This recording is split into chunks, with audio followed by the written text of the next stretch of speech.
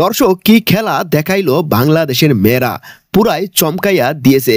দর্শক একটা নয় দুইটা নয় তিনটা গোল দিয়েছে বাংলাদেশের মেয়েরা, তাও আবার লাওসের মতো একটি শক্তিশালী দলকে। ভাবা যায় বাংলাদেশের মেয়েরা কতটা সাহসী আর শক্তিশালী হয়ে উঠেছে।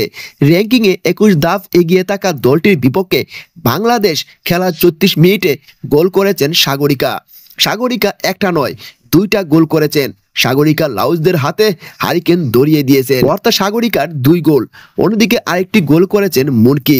এতে করে এফসি অনূর্ধ্ব-20 উইমেন্স এশিয়ান কাপ বাছাই পর্বে লাওসকে 3-1 গোলে হারিয়ে শক্তিশালী দল হিসাবে বাছাই পর্বের যাত্রা শুরু করলো বাংলাদেশ। সাফ অনূর্ধ্ব-20 চ্যাম্পিয়নশিপে লক্ষ্য পূরণের পর এবার আরেকটি মিশন শুরু করেছে বাংলাদেশের মেয়েরা। এফসি নারী অনূর্ধ্ব-20 এশিয়ান কাপ বাছাই। এই গ্রুপে বাংলাদেশ লাওস ছাড়াও রয়েছে দক্ষিণ কোরিয়া, পূর্ব তিমুর। খেলা হচ্ছে 8টি গ্রুপে। গ্রুপ সেরাদের সঙ্গে সেরা 3 রানার্স আপ উঠবে এশিয়ান কাপে।